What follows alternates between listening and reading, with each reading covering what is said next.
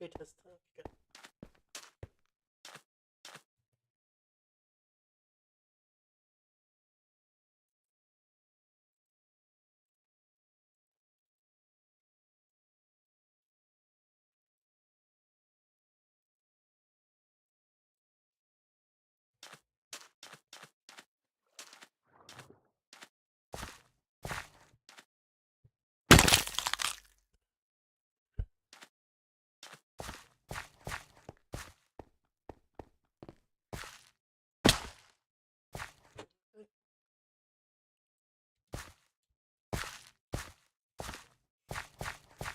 Nice one,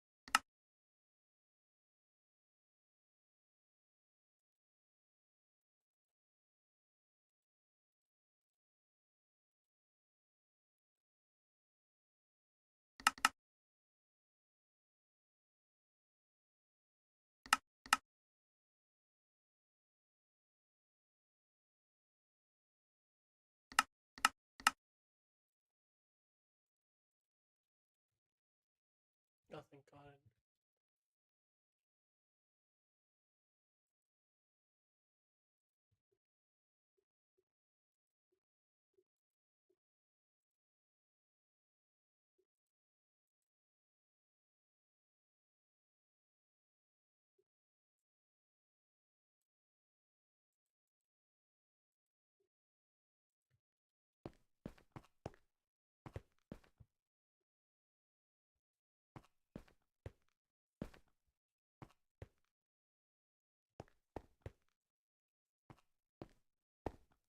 At this point, Sunny is a comedic institution. What makes this even more impressive is that the show has somehow managed to weather shifting cultural norms. From the Me Too movement to the George Floyd protest and whatever the hell wokeism is, Sunny has somehow managed to not get canceled figuratively and literally. I mean, sure, a couple episodes have been banned from streaming platforms, but that's just a drop in the bucket when it comes from a show that has 17 seasons and counting. Some of them aren't gonna make it through.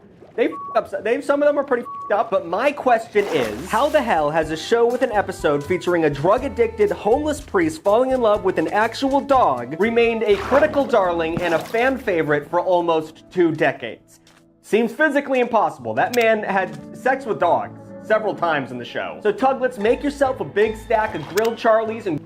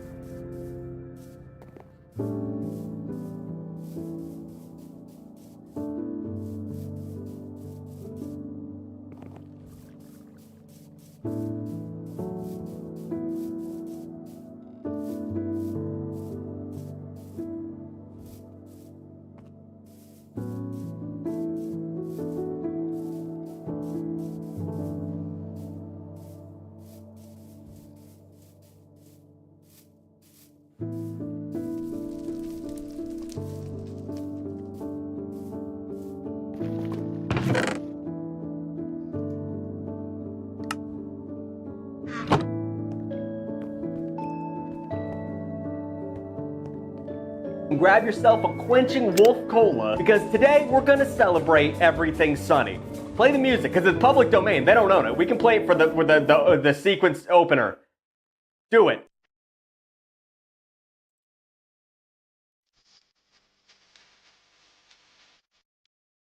The beginnings of Sunny were almost as unlikely as its eventual success. Charlie Day, Glenn Howerton, and Rob McElhenney all met while auditioning for the movie Tuck Everlasting. Remember Tuck Everlasting? Remember the book? I remember it because my name's Tucker, and that was the only book, and it was boring. It was about like a little boy who never died, I don't know, and they were in the woods, and like his bare toes were in the moss. That's all I remember in the book. That's probably not even true. At the time, though, they were all just 3 unemployed actors who had recently moved to LA. Between auditions and day jobs, McElhenney started writing screenplays, and Howerton purchased a Panasonic DVX 100A digital camera, which was the first consumer camcorder to record at a frame rate the same as TV and movies.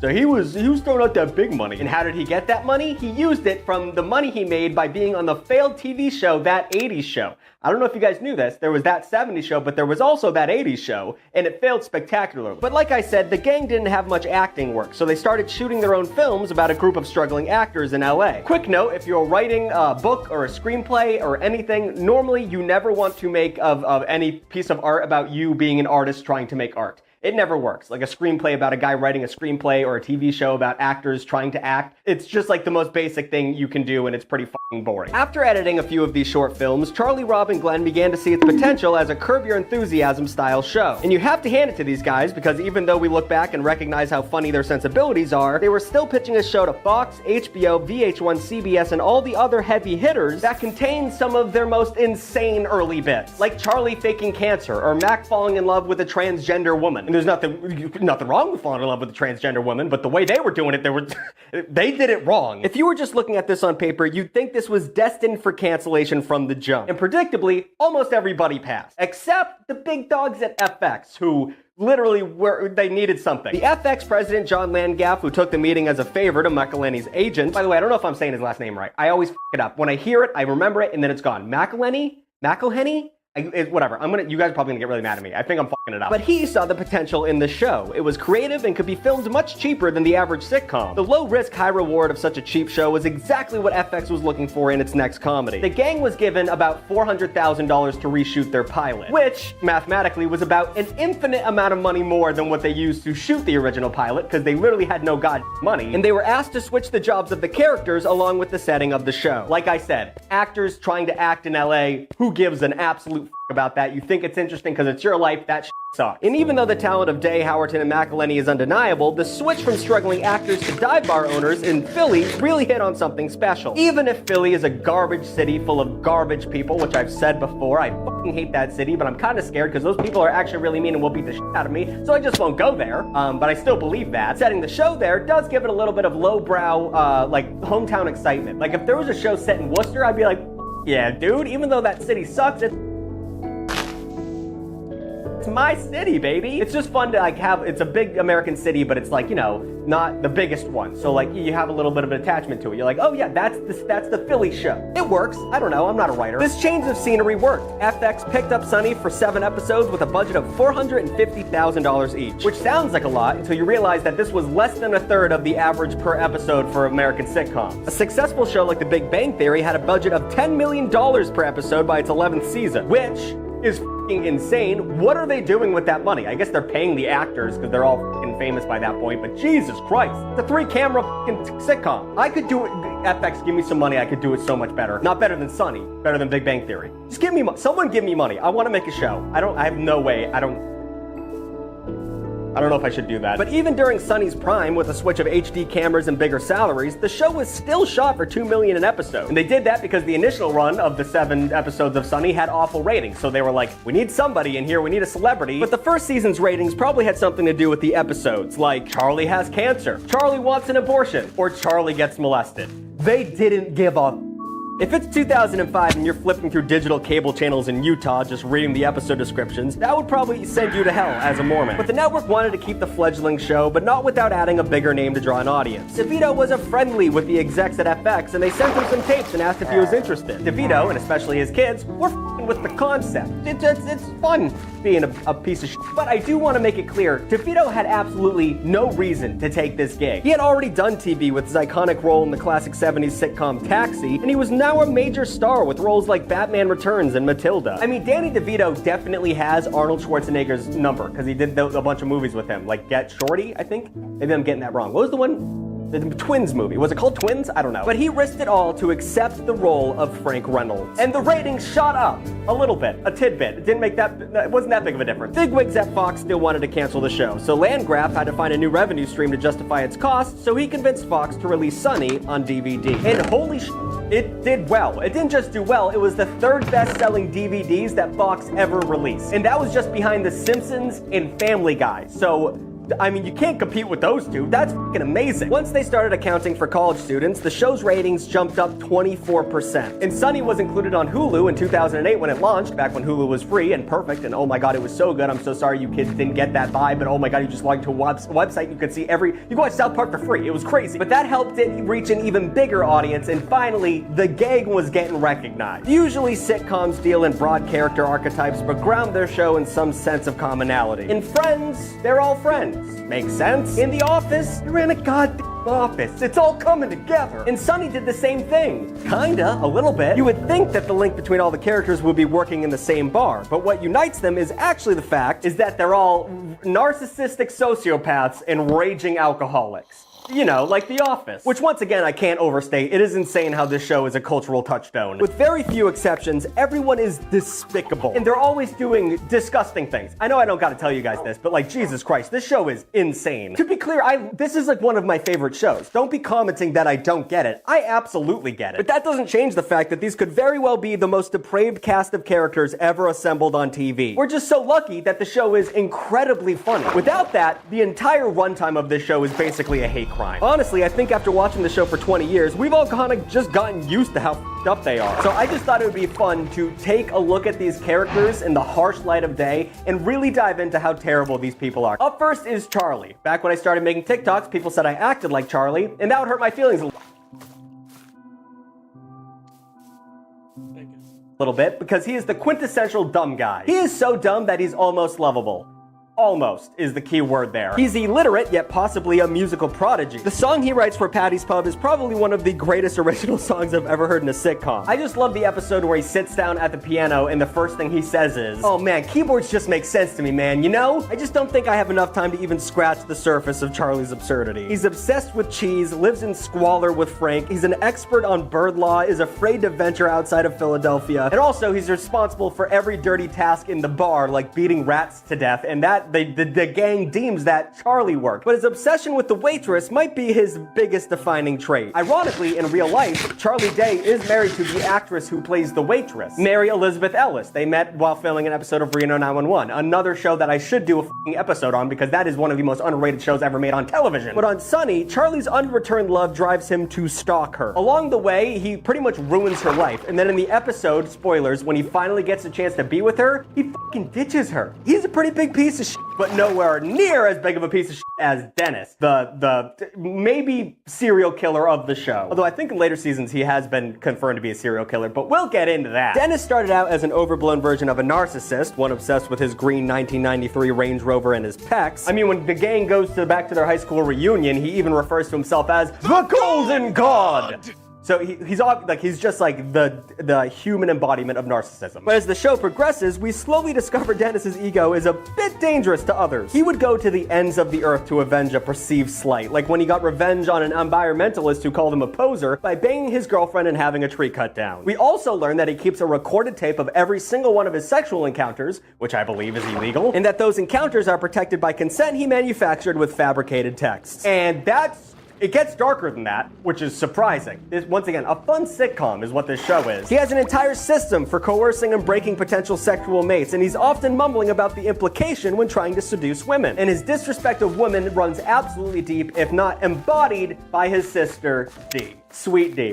Genuinely one of the most underrated characters on this show. At first, Dee was gonna play the straight man to the rest of the gang's hijinks, and you could see how early on they built her backstory that almost garners the audience's sympathy. It seems her behavior stems from her childhood trauma. The Dee and Dennis had a f***ed up childhood, which is very funny, because Frank Reynolds is very funny. But the show frequently mentions the back brace she had to wear in high school, and the nickname it earned her, the Aluminium Monster. Or aluminum. Whatever, I was getting British for a second. Her insecurities lead to insane plot points where she agrees to go to prom with a high school student or meet a soldier online under the screen name Desert Rose. But any sympathy the audience might have for Dee is obliterated by the dumb she does all the time. For example, she ruins the life of a priest who had a crush on her in high school. Rickety Cricket, the fellow who has sex with dogs, remember him? She tricks a male stripper into grinding on his daughter and holds a funeral for a fake baby to get out of an IRS audit. And it was while filming the scenes like this that she stole the heart of her co-star, Rob McElroy. The two got married in real life in 2008, which is crazy because originally she wanted to jump his bones. He was like, no way, sister. I literally am the writer of this show and I would get in a lot of trouble. And she was like,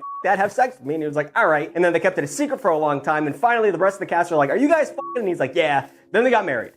Fun story. But it's a little ironic seeing as Rob plays a very closeted, no longer closeted gay man. Mac didn't start out gay. He was originally an overblown version of the toxic, aggressively hetero male. You know, the type who always seems to be compensating for something. That was literally his whole character point. This led to hilarious scenarios, like when Mac made a flyer to recruit cool guys to chill at the gang's party mansion, and the flyers happened to look like penises. I still feel like it looked like a flexing muscle, but what to each their own. Or when he hit on a babe at the gym, only to find out she was trans, which led him to secretly string her along while waiting for her to get gender confirmation surgery, which that's a lot to break down. I don't know where that falls on the spectrum of woke.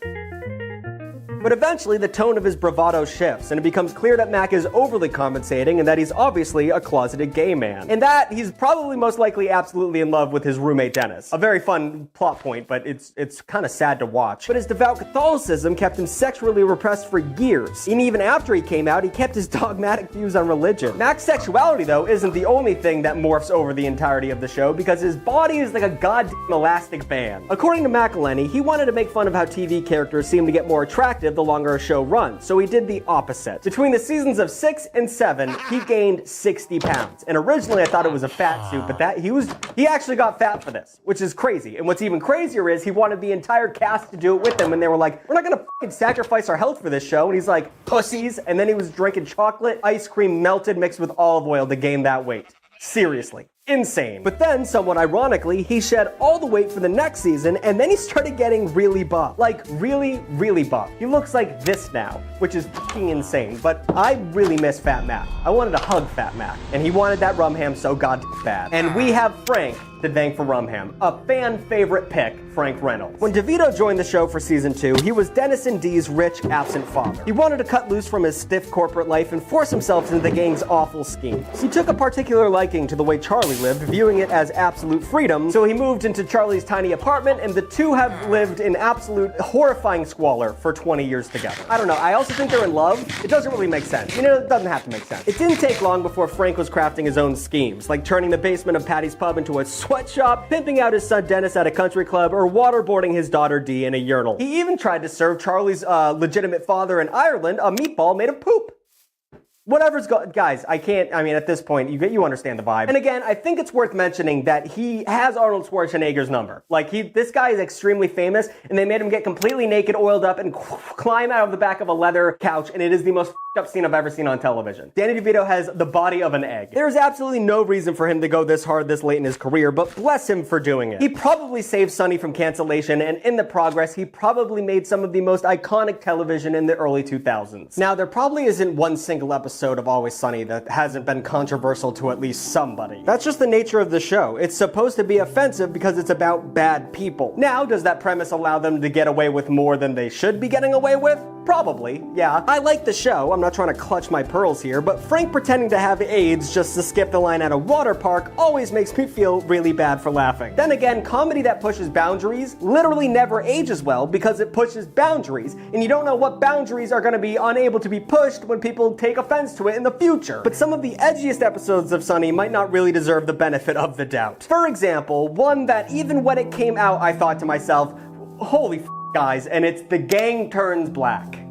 And I don't really need to go into this one. In the episode, the gang watches The Wiz during a thunderstorm and their electric blanket shorts out. Somehow, this turns them into black people.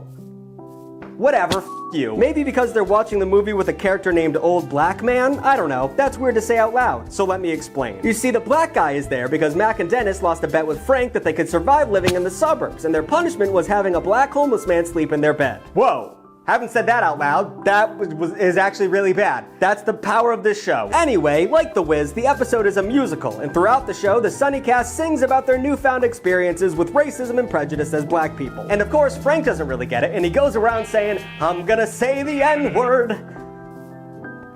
Which is really funny to me. The episode ends with Charlie, who is in the body of a young black boy getting shot by police while he reaches for his toy train. I think overall the episode is really smart and the music is actually really catchy, but as a white fella, I feel wholly unqualified to weigh in on this. So all my black followers, please, down below, let a brother know. Not a brother, sorry, I just say brother that...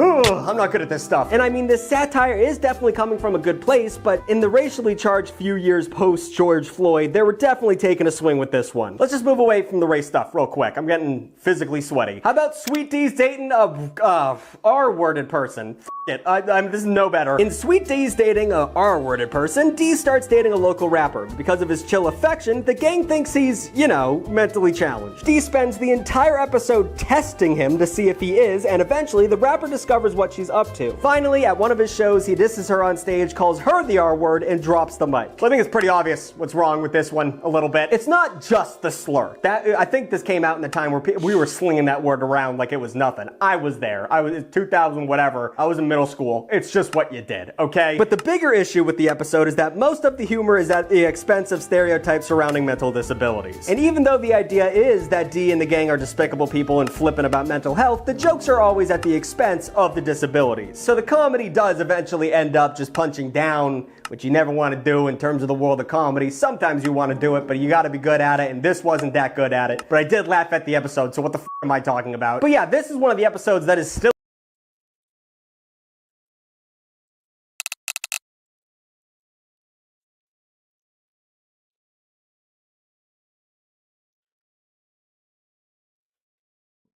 What is that?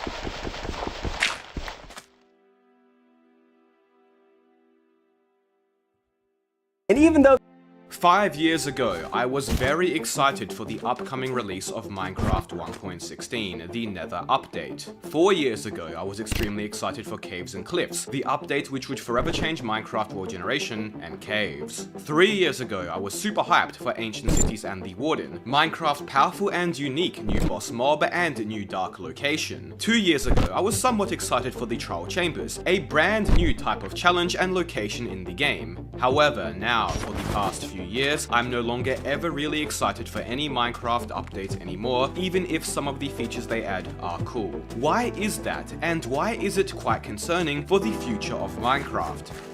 After many dramas related to the numerous delays Minecraft 1.17, the Caves and Cliffs update faced, where it took multiple years and following updates for all the content originally promised to be finally released, Mojang decided to change their previous 1 to 2 major themed updates per year schedule and instead switch to a new update system called Game Drops. This system somewhat began during 1.20, where Mojang also decided the theme or name of the update would no longer be revealed early, likely due to the controversy surrounding 1.19. The Wild update, which many players criticized for not feeling wild enough. And then after 1.21, with the release of Trial Chambers, the drop system officially began as Minecraft's new primary content and update method. We officially switched to the drop system in 2024 and now have had quite a few drops to see what they are like. And now it's been over a year since this new drop system began. While there are certainly some positives to the system, there's also been quite a few criticisms and concerns with it. First, let's talk about the positives though. One of the main reasons Mojang switched to the new drop system was to quell drama and controversies surrounding players' high expectations for game updates by providing a steady stream of new content and features rather than have players wait extended periods of time for a big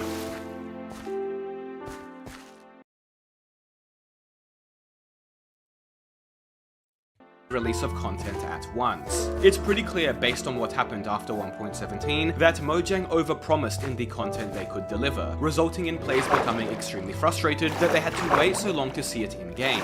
Furthermore, and related to this, there were devs who mentioned that the release of the major 1.16 Nether update was extremely stressful to the dev team to create in time, further mentioning that the major update model they were using at the time was not sustainable. And I guess Game Drops succeeded in these regards, as there's been very little to no significant drama over the content released in the drops, especially when compared to 1.17 to 1.19, and when the drops do release, they do provide at least some things to keep people entertained for the time being. And to be clear, there are players who are fans of this system. Some players prefer having smaller minor updates at more regular intervals than major themed ones at greater intervals. Another positive about this system is that it gives Mojang the ability to clean up and update older content, which in the past normally was ignored by major updates unless it happened to be part of said update. The Spring to Life drop was a good example of this. We got a fair amount of touch-ups to older content which normally would be ignored in major updates. So overall, the drop system did what it set out to do for the most part, but the issue is, over time it's becoming increasingly more clear that the drop system also isn't a significant enough replacement for the major updates we once had. Let's talk about some of the issues now. The first issue is that a large percentage of you guys still aren't subscribed. You can change that right now, no pressure of course. Anyways, the first and most obvious issue with the new drop system is related to update hype, excitement, and clear direction. From 1.13 onwards, almost every update had a clear theme or direction, most of which being big changes or additions to one notable aspect of the game. The Nether, oceans, villages, caves, world generation, you get the point. These updates are super easy to market and promote because of how major they are, and also because they have a consistent, easily understandable theme. With 1.13, it's obvious what's being updated just by seeing a single image, but with drops, because they are minor updates now, many of them do not have as clear of a theme. Chase the Skies, for example, had the new Garston harness, then basically nothing else related to skies whatsoever. And because it's harder to distinguish the theme of drops, and also because there isn't as much content per drop, people get significantly less excited and hyped for these updates compared to the major themed ones we used to have. I can name exactly every update from 1.13 to 1.19 without issue, and almost the exact date they were released just from memory. But I'm not going to lie to you, I regularly forget what the new drops are called because most of them don't have a clear theme and only have minor, mostly forgettable content in them. I also don't remember when most of them were even released because there's so much less hype and discussion surrounding them. To summarize this point, the drops update system is simply less exciting than the old major update system because rather than huge themed updates, we get smaller, more disconnected updates. There's not as much to look forward to and there's less hype online. Big updates usually signaled that time of year you and your friends got back into Minecraft for a few months to test out the new features, but now it feels like that's just not a thing with the new drop system anymore, and a notable portion of people just don't care to try the new drops out whatsoever.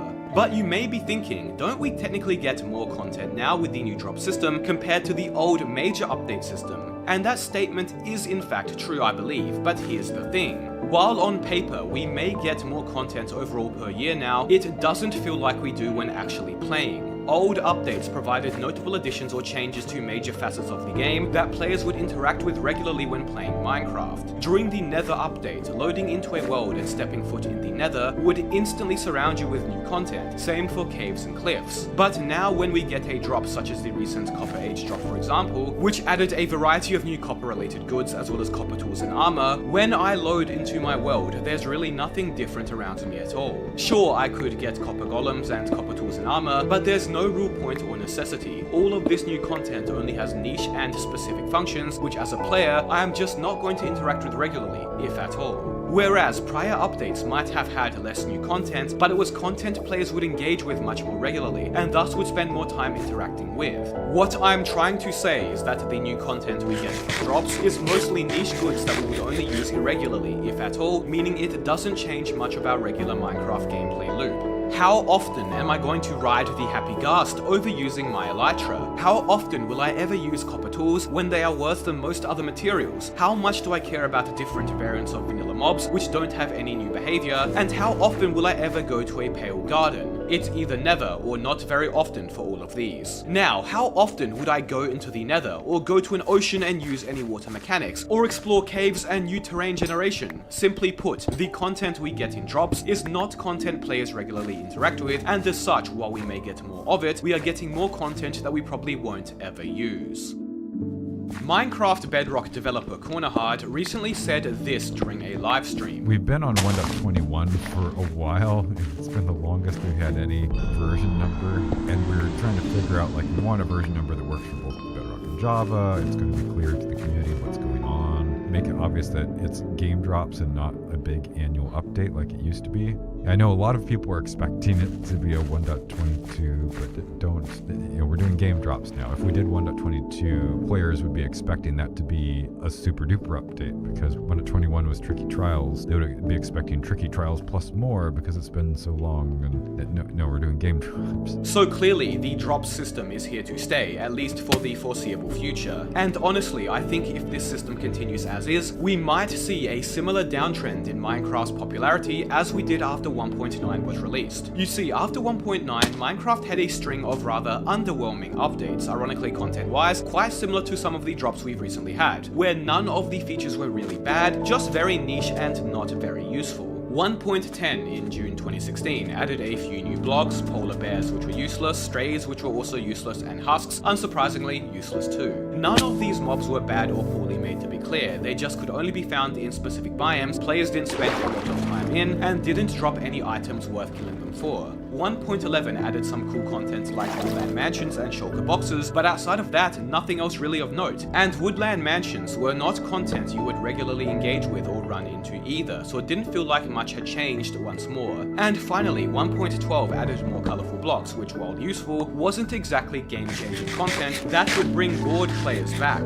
This was essentially all the new content Minecraft got for 2 years, and you can see from Google Trends that Minecraft significantly declined in popularity during these years, likely because these updates were so underwhelming, and thus players lost interest in the game, and that interest wasn't brought back. I fear that drops might end up having a similar situation happen with them, where too many of them in a row, with some of them being underwhelming content that isn't interesting enough to draw players back in, will lead to people losing interest in Minecraft as a whole. And it's already seemingly beginning to happen. Many of you guys reported feeling the same as me, where you no longer really care or kept up with Minecraft updates as you once did, or found new updates mostly underwhelming and uninteresting. Keeping up with Minecraft drops has begun to feel more like a chore than something fun. It's beginning to feel like 1.21 is all just blending together, which isn't helped by the fact that the drops don't start a new version number like 1.22. And it's hard to say just how widespread these feelings are, but a very significant portion of you guys preferred the old major update system, and I think that this sentiment is only going to continue growing.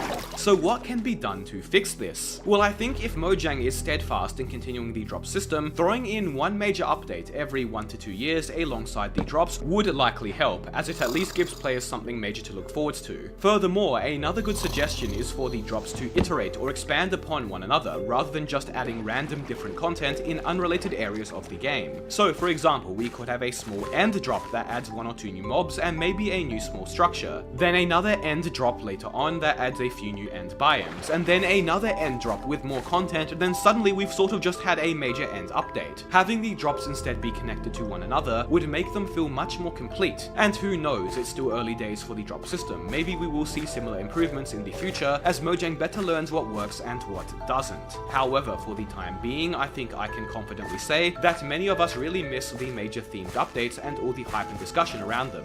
But drops might not be the end of major updates, at least not yet. According to the Minecraft wiki, Minecraft dev Olruf in an interview, which is not in English, mentioned that there are still plans for more major updates in the future. I guess potentially alongside drops, but not nearly as often as the old major updates we used to get. A good sign at least, that's for sure. For now though, we are still in the era of drops, and many players, including myself, have or are beginning to enter the era where they simply aren't interested in Minecraft updates anymore. Be sure to subscribe. Thank you all so much for watching.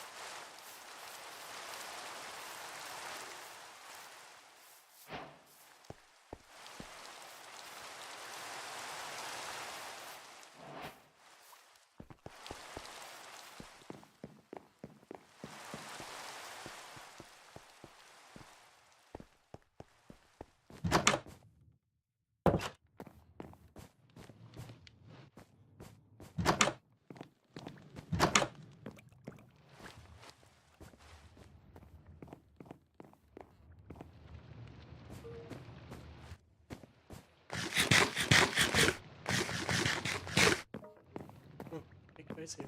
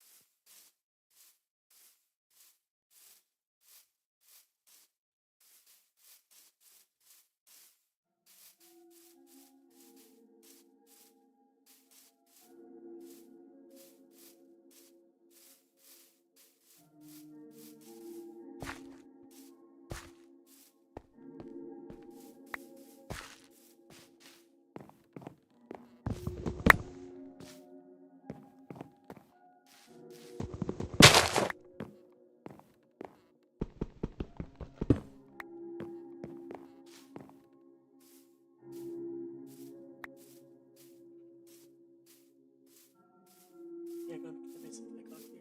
Like.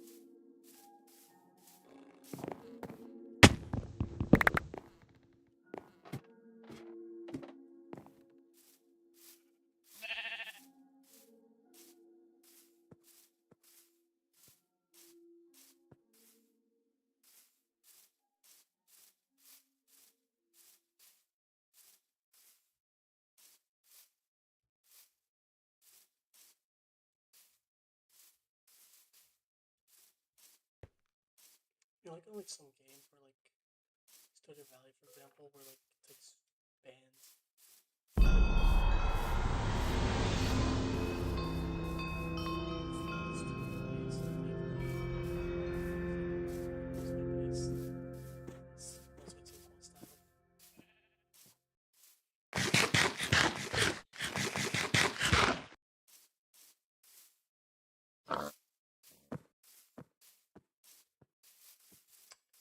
So what's with the cat's been so clingy?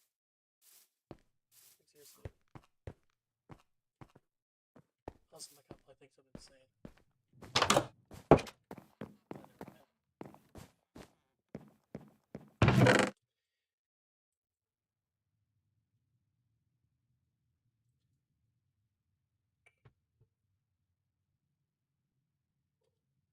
Okay, what the fuck is insanely OP?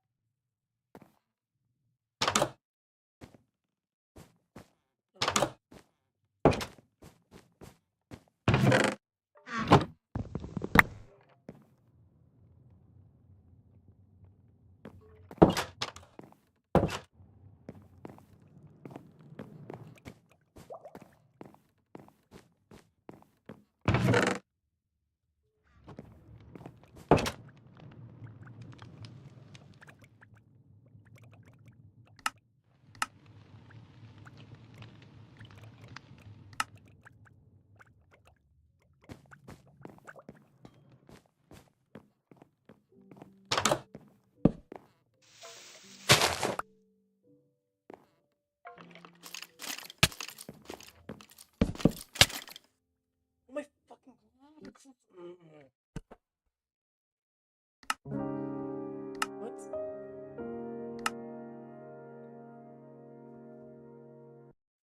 don't care. Okay, we're gonna cheat.